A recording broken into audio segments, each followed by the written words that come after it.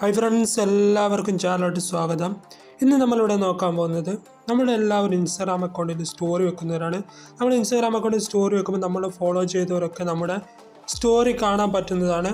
നമ്മുടെ ഇൻസ്റ്റാഗ്രാം അക്കൗണ്ടിൽ നമുക്ക് ഇഷ്ടപ്പെട്ട ഒരു വ്യക്തിക്ക് മാത്രം, നമ്മൾ വിചാരിക്കുന്ന ആൾക്ക് മാത്രം അങ്ങനെ നമ്മുടെ സ്റ്റോറി കാണാൻ പറ്റുന്ന രീതിക്ക് എങ്ങനെ സെറ്റ് ചെയ്യാമെന്നാണ് ഈ വീഡിയോയിൽ നോക്കുന്നത്.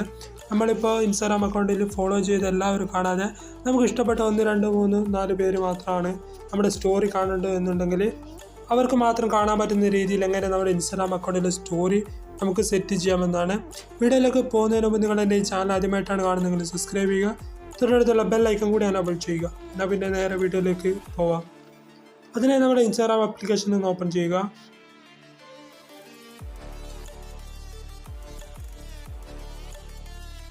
അതിനുശേഷം അടിയിലായിട്ട് പ്രൊഫൈൽ ഐക്കൺ കാണാൻ സാധിക്കും, അതിൽ ക്ലിക്ക് ചെയ്യുക.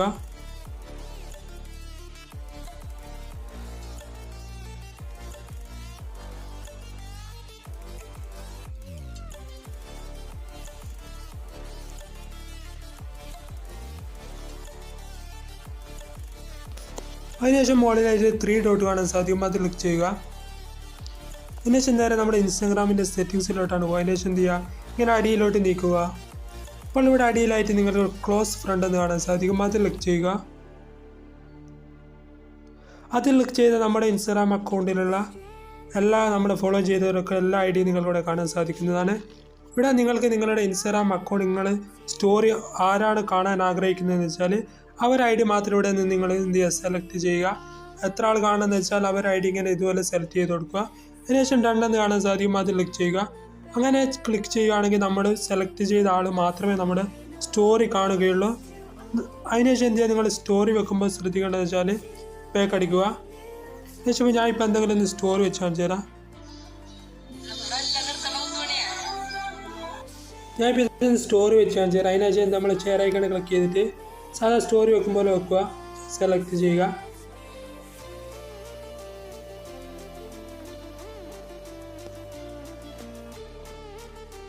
അപ്പോൾ ഇങ്ങനെയാണ് കാണാൻ സാധിക്കും. ഇവിടെ ക്ലോസ് ഫ്രണ്ട് എന്ന് കാണാൻ സാധിക്കും, അതിലെല്ലാം ക്ലിക്ക് ചെയ്താൽ നമ്മുടെ സ്റ്റോറി ആയി പോകുന്നതാണ്.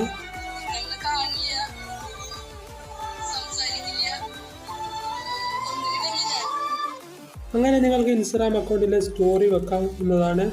നിങ്ങൾ സെലക്ട് ചെയ്ത ആൾക്കാർ മാത്രമേ നിങ്ങളുടെ ഇൻസ്റ്റാഗ്രാം അക്കൗണ്ടിലെ സ്റ്റോറി കാണുകയുള്ളൂ.